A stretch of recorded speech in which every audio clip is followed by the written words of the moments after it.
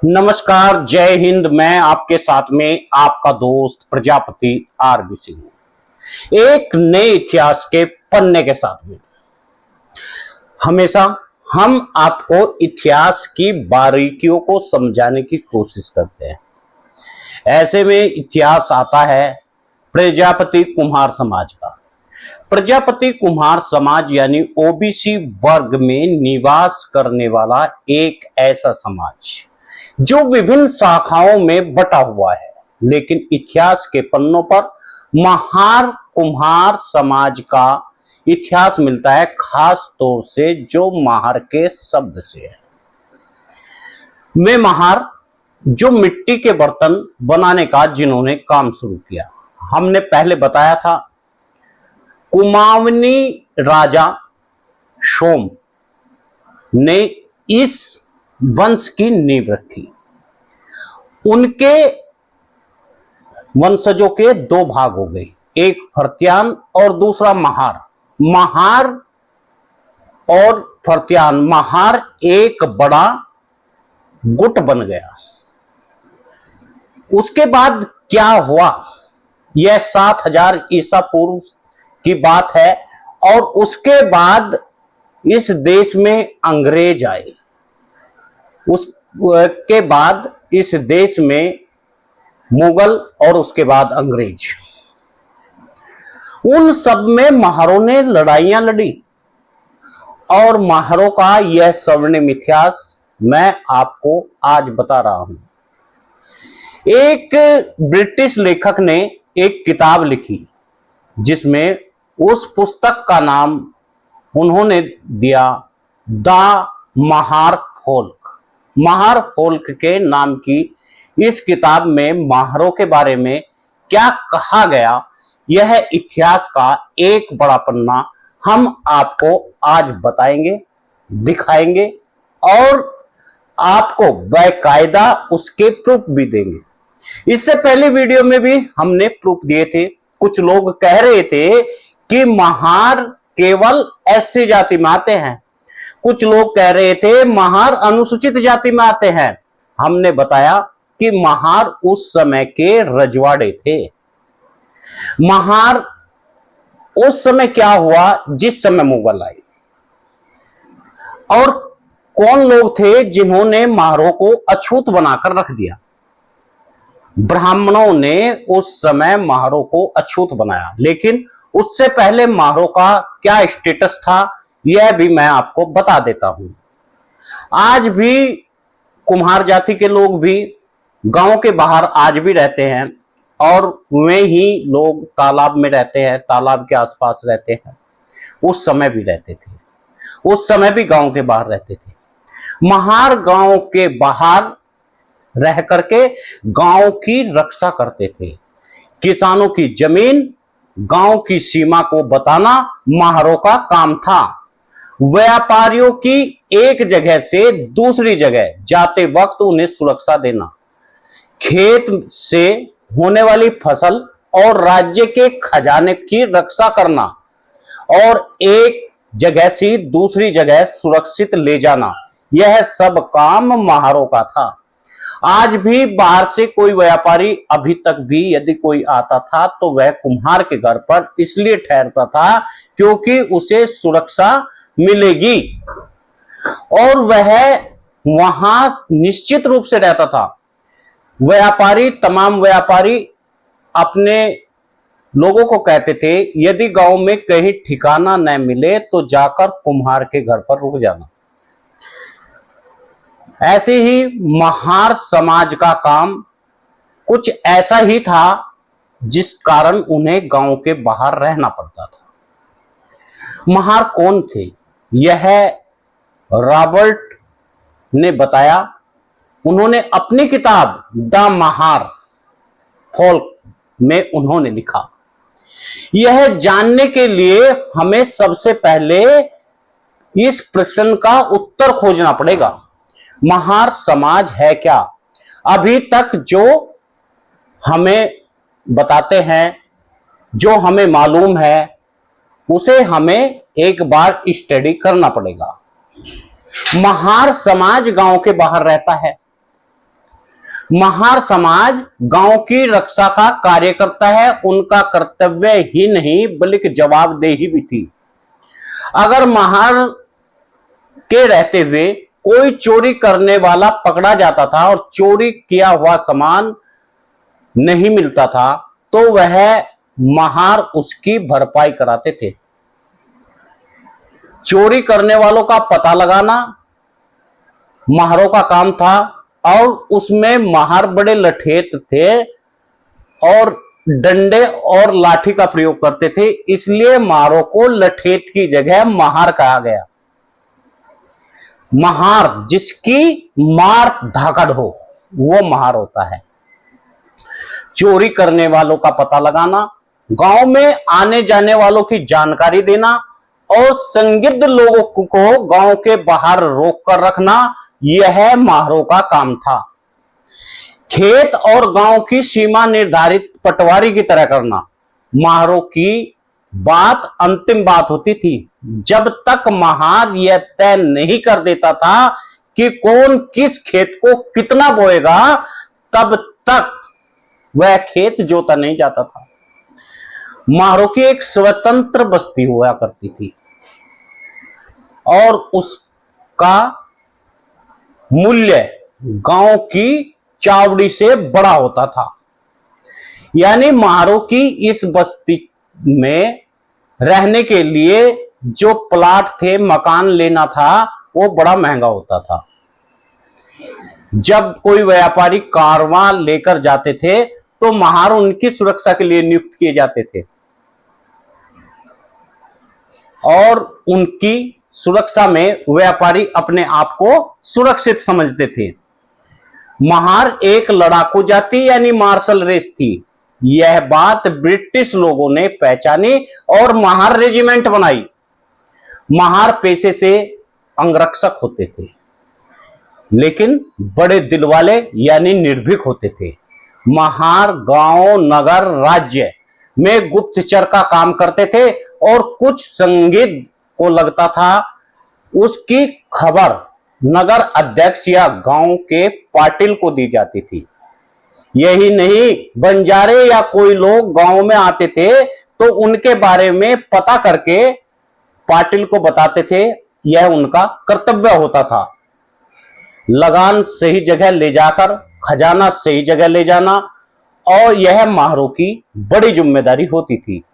महार समाज अस्पृश्य नहीं था, बनाया गया था। पुलिस, गुप्तचर विभाग, राजस्व विभाग संबंधी तमाम कार्य महार करता था। महार शब्द इसके कई अर्थ निकाले जाते हैं।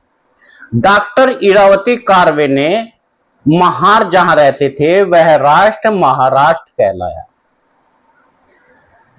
इरावती ने इसमें दो भाग किए महारों के। एक महार वह है जो मरे हुए शवों को, मरे हुए लोगों को हटाता था, ऐसे ब्राह्मण के भी है। एक ब्राह्मण वह होता है जो शादी विवाह शुभ कार्य करता है और एक ब्राह्मण वह भी होता है जो शवों को दाह संस्कार कराता है।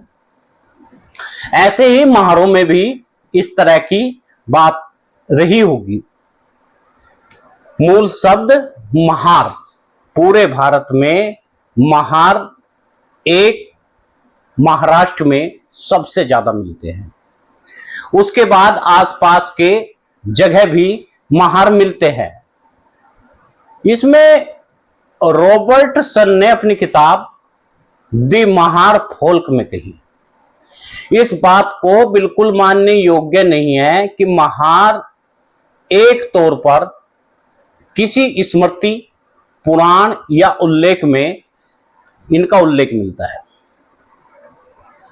इनका किसी पुराण में उल्लेख नहीं मिला, लेकिन ऐसी बहुत सारी जातियां हैं जिनका उल्लेख नहीं मिलता है। जाट समाज का भी उल्लेख नहीं मिलता है, यहां तक कि राजपूत समाज का भी उल्लेख नहीं मिलता है, क्षत्रिय का जरूर मिलता है।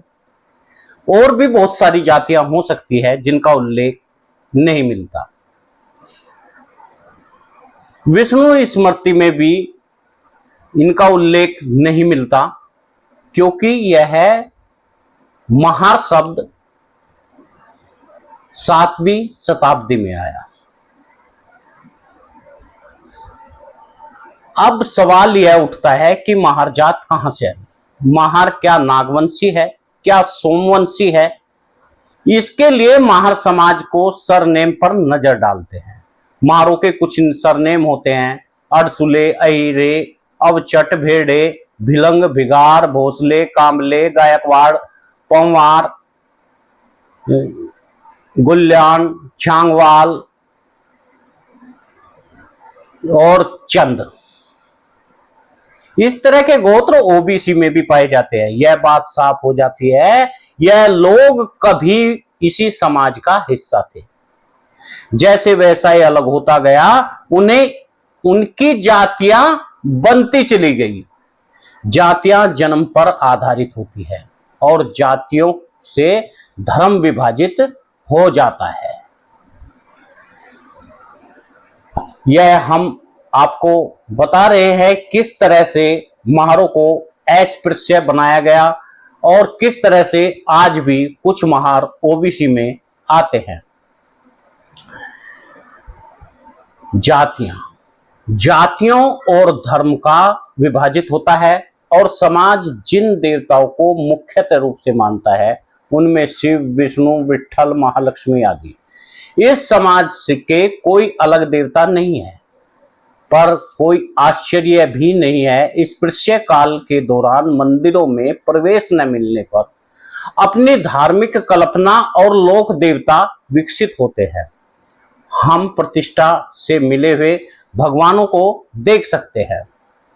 ऐसे में महार समाज को काम एक बार फिर से मैं आपको बता दूं, महार ग्राम रक्षक थे। चोर डाकू के आक्रमण करने वालों को भगाना उनके काम थे। गांवों के बाहर रहना और मजबूरी काम की थी। गांव की रक्षा ठीक से कर सके तो गांव के अंदर नहीं रह सकते थे, इसलिए उनकी बस्तियां बाहर बनाई जाती थी। उनकी बस्तियों का महत्व गांव की बस्तियों से ज्यादा था। उन्हें भूमि पुत्र या माटी के पुत्र भी कहा जाता था। उनके द्वारा गांव में खेतों में सीमा निर्धारित और रक्षित की जाती थी। पहले प्रादेशिक व्यापार होते थे, बड़े स्तर पर होता था और दूसरे प्रदेश में आते जाते थे। व्यापारी अपने साथ अपनी रक्षा के लिए महारों को ले जाते थे, जिस कारण महार एक प्रदेश से दूसरे प्रदेश में आवागमन हो गया, खास तौर से दिल्ली के आसपास।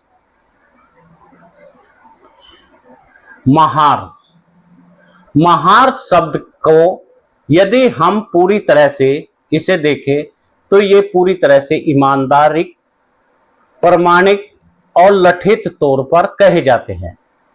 इन कथनों के अनुसार यह बात साफ हो जाती है, महार शब्द उत्पत्ति महारक्षक कहलाते थे।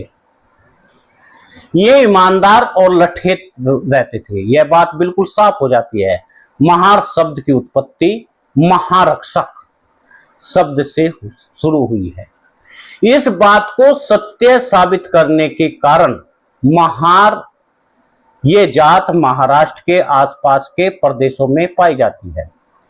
इस जमीन पर सातवाहन साम्राज्य 450 वर्ष तक राज्य किया। सातवाहनों ने अपने साम्राज्य के अंत तक मराठी को अपनी राज्य भाषा बनाए रखा। इसलिए जातियों के नाम पर मराठी प्रभाव स्वाभाविक है। सातवाहनों के लिए के समय में रक्षा कार्य करने वालों को रख कहा जाता था। उनके प्रमुख महारख आगे चल करके मराठा के नाम से एक जात महारों में से बन गई। इस बात का कथन पर ठीक बैठती है और पद के अलट पलट में सबने महारक का नाम अपना लिया। महारक के लिए रख गायब हो गया और महार बच गया। महार समाज जिन सामाजिक कर्तव्यों का पालन करता था, इस कारण उसे महार रख के नाम से जाना जाता था। उसका एक पद होता था। राजकीय अस्थिरता, राजकीय कार्यकलाप और पूरी तरह से अराजकता के बिना ग्राम पर आधारित समाज की व्यवस्था को जीवित नहीं रह सकती थी। महारों की जाति का उदय हुआ। महारों की जाति का जिस तरह से उदय हुआ, उस लिखित और भौतिक प्रमाण मौजूद नहीं है, पर समाज इतिहास यह कहता है कि यह व्यवस्था अस्तित्व में आती है और समाज अपने से लठवैया और अपने को नगर सेठ की रक्षा के लिए नियुक्त करता है। युद्ध में लड़ने वाले सैनिक और नगर रक्षक में फर्क है। सैनिक को युद्ध में दुश्मन से लड़ने का काम होता है, मगर रक्षक को अपना काम दिन रात करना पड़ता है। गांव में, शहर में दुश्मन से रक्षा करने की तटबंदी या गांव के शहर की सीमा को सुरक्षित करना, दीवार बनाना, नदियां बनाना, बर्तन बनाना। सिंधु नदी की सभ्यता में इन दीवारों के दरवाजे बंद किए गए हैं, जबकि गांव के शहर की रक्षा का पहरा देने की प्रथा थी। इसका कारण तब की अर्थव्यवस्था मूलतः कृषि प्रधान थी। जब भी शत्रु गांव में, शहर में हमला करता था, फसलों को जलाते हुए गांव में प्रवेश करता था, शहर में प्रवेश करता था, यह प्रथा थी भारतीय समाज की 18वीं सदी तक थी।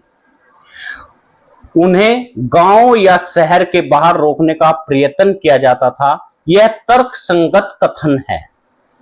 शुरुआत में पद के प्रमुख महारक्षक यानी महार का पद मिला, परंतु महारठी जैसी एक जात में परिवर्तित हो गए और महार रक्षक यह भी एक जात बनी।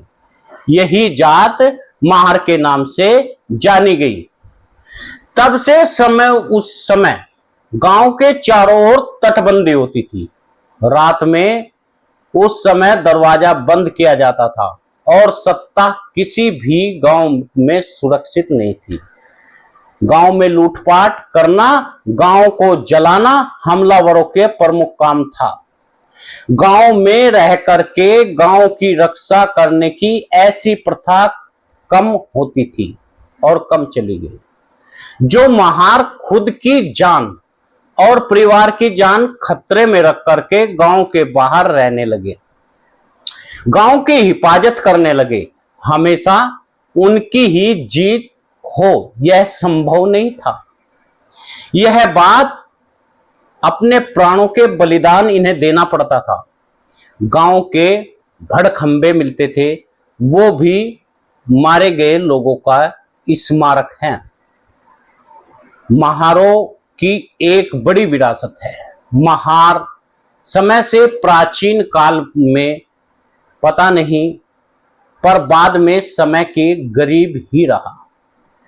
गांव के बाहर रहने के कारण संपत्ति जमा करने का कोई उपयोग ही नहीं था, क्योंकि बाहर रहने के कारण लुटेरे हमलावरों का पहला हमला इन्हीं पर होता था। वे जिस गांव की रक्षा करते थे, उसी गांव को स्वतः ही लुटाने की घटना महारों के इतिहास में कभी देखने को नहीं पड़ती है। महार जमीन की सीमाओं के विवाद महारों की गवाही से निपटाए जाते थे। उनकी गवाही का महत्व होता था। पेशवा काल में भी ऐसा हुआ तो महारों को कभी कोई गलत सबूत महारों ने दिया ही नहीं। महार हमेशा सच्चे और ईमानदार रहे। महारों पर गांव का सारा लगान मुख्य ठाणे को जमा करने की जिम्मेदारी थी। यह साक्ष्य मिलते हैं। महारों ने इसको पूरी तरह से निभाया। महार समाज में पर अस्पृश्यता ला दी गई, पर इस समाज के जिसने खुद के लठे कभी भी गांव के विरुद्ध इन्होंने हथियार उठाया ही नहीं। कैसे हुई म्हारो की अवनति? म्हारो की अवनति इस इतिहास पर, इस पर पूरी तरह से मौन है और इसके प्रमाण भी नहीं मिलते। कुछ तर्क और माध्यम प्रकाश डालने की इस पर कोशिश करेंगे। महार हमेशा अस्पृश्य माने गए, इसका कोई प्रमाण नहीं है।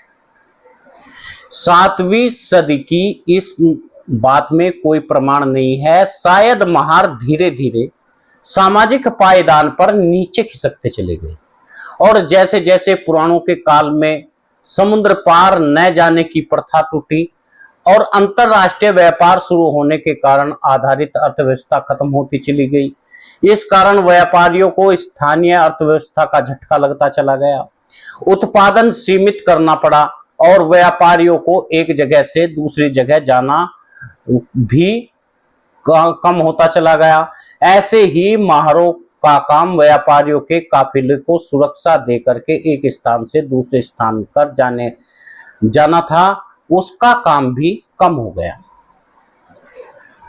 12वीं और 13वीं सदी में महाराष्ट्र के बलूतेदारी प्रथा शुरू हुई। इस प्रथा का सबसे बड़ा झटका महारों को लगा।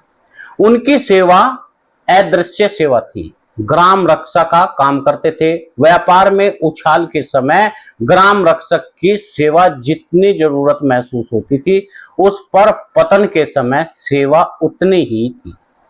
काम करने लगे। यह हुआ कि महारों के साथ में महारों को खेती से होने वाले उत्पादन का सबसे कम भाग दिया जाने लगा। महारों की स्थिति जमीन पर पहुंच गई। एलुतीदार, बलूतेदार, इन स्थिति में महारों की तुलना में कुछ ठीक नहीं रही। मरता क्या न करता, अपने जीवन यापन के लिए कार्य खोजना शुरू कर दिया। तब तक अनुवांशिक काम की परंपरा बनी रही।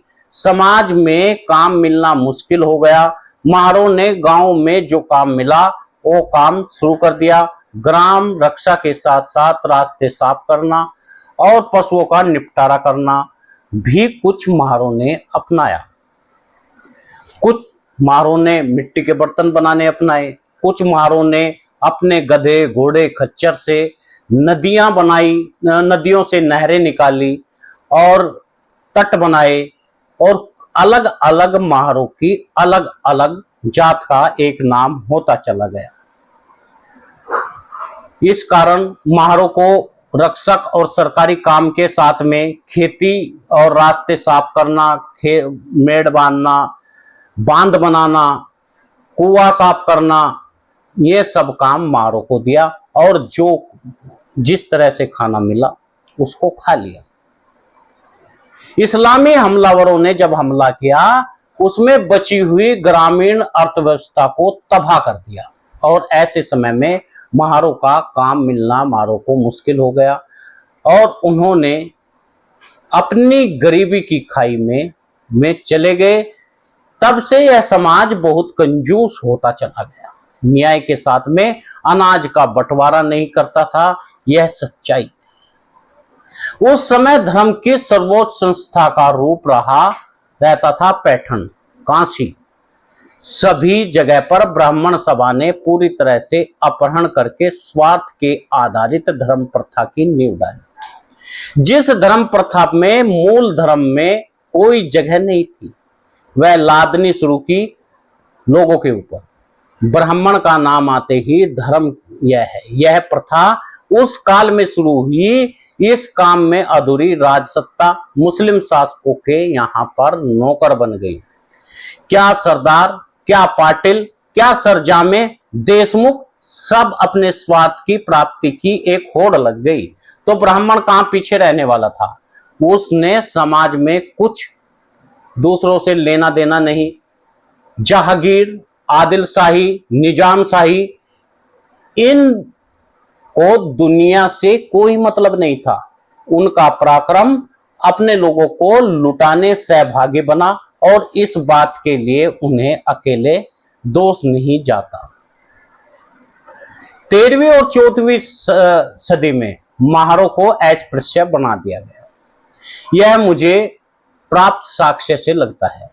चोखा मेला विठल मंदिर में प्रवेश पर रोक तब से कारण अमुठिया ब्राह्मण का कारण था। संत नामदेव और संत दयानेश्वर इनको कभी अस्पृश्य नहीं माना। सन 1475 की एक घटना में उल्लेख मिलता है। बहमनी सुल्तान मोहम्मद शाह, दामा जीपत पाटिल कुलकर्णी देशमुख देशपांडे, वतनहार और बार के बैतूलेदार सामने बिठ्या महार ब्राह्मण दामाजी काम आया और उस पर लिख दिया, इस संदेश में कहीं नहीं लिखा मृत प्राणी का पहला हक महार और दूसरा उसकी खाल पर मतंग समाज का हक है। इन संदेशों को कहीं नहीं लिखा गया है कि महार अस्पृश्य है। महारों का समय अनुवांशिक काम छूट गए और वह सेवा कार्यों में लग गए।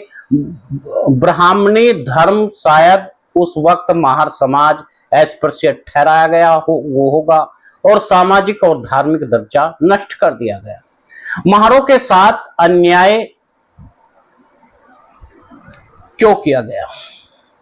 महारों की जब सामाजिक और धार्मिक दर्जा नष्ट हो गया तब महार समाज आर्थिक रूप से सामाजिक रूप से इस स्थिति में नहीं था कि वह विरोध कर सके। महार एक लड़ाकू जाति थी, मार्शल जाति थी। ब्रिटिशों ने लिखा महारों के इतिहास का आगे महार रेजिमेंट की लड़ाई भीमा कोरेगांव में सन 1918 1 ईस्वी में पूना स्थित कोरागांव की भीमा नदी के पास हुआ।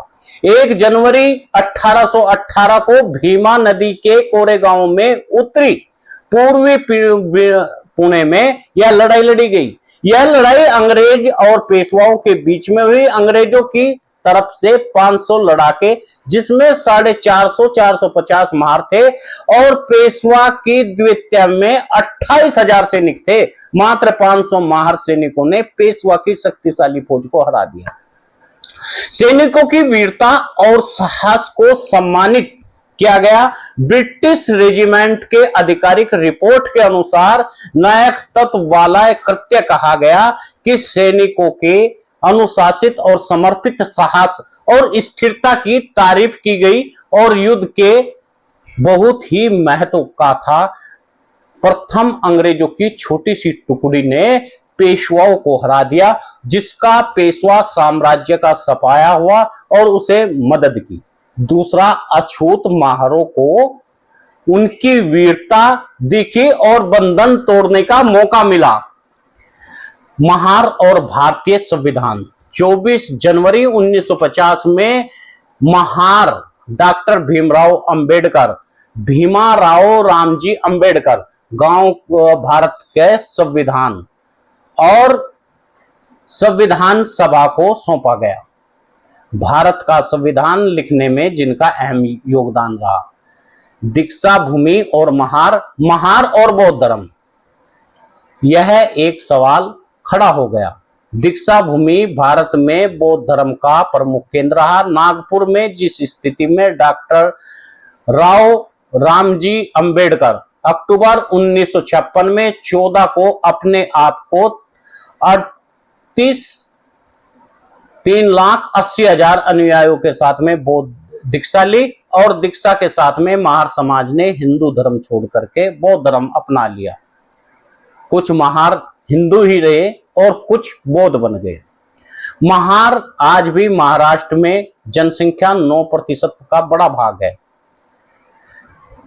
बूतेदार प्रथा महाराष्ट्र में प्रचलित है और इस परंपरा में एक जाति पर आधारित परंपरा थी। लोग कृषि नहीं करते थे तो वो बेतुदार यानी कारू बोले जाते थे और एलुतेदार नारू बोले जाते थे। ग्राम के सेवक थे। इन लोगों का काम बांट रखे थे। इस कारण महार समाज को नए काम ढूंढने में मुश्किल हुई। जो काम मिले उन्होंने वो काम कर लिए। यह गौरवमयी इतिहास है और इस इतिहास को हम कितना नीचे गिरा देते हैं। कभी कभी हम कितना गलत बोल जाते हैं, सोशल मीडिया पर कितना गलत लिख देते हैं। एक ताकतवर जिसे अंग्रेजों ने ताकतवर माना, उसके ऊपर हिस्ट्री लिख डाली। उन महारों को हम अस्पृश्य बोलते हैं। उन महारों को हम कहां डाल देते हैं? जिनके रजवाड़े रहे, जिनके ऊंचे नाम रहे। महार का अर्थ लठेत है, महार का अर्थ रक्षक है। महार जिसकी मार सही ना जा सके वो महार होता है। महार जो ईमानदार है, महार जो सबकी सेवा करने जा